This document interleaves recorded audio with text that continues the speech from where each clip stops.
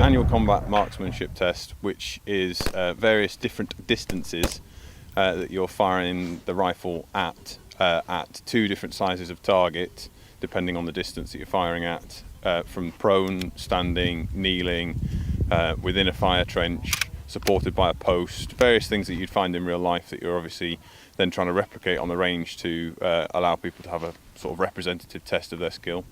I did manage to get the targets. It's not as good as I would have liked, but you know, some days you're not always on top form. I think that's cool.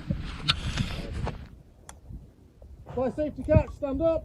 It's only our second time doing ACMT, but still getting back into it, it's really good, and it all comes back to you. It's second nature really, and just being here today really does, you know, come back into it and you can get it done. Hey, springs!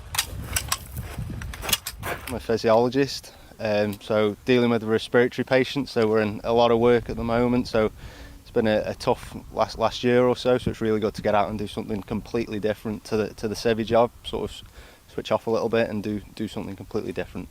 I love working with the NHS patients, but it's something completely different, so I can sort of leave that behind when I come to here and not got to think about my civvy job at all.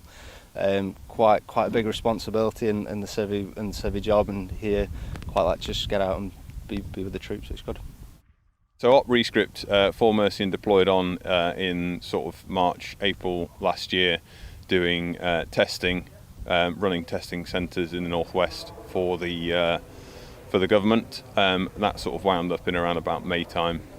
We deployed basically a full battalion on it, around about 300 people deployed. We were well prepared for it. We were actually on a training exercise similar to this as this was all happening, and it was being talked about, so we were actually in a position to deploy because everyone was already in position, and so, you know, we were one of the first units to be out and on the ground assisting.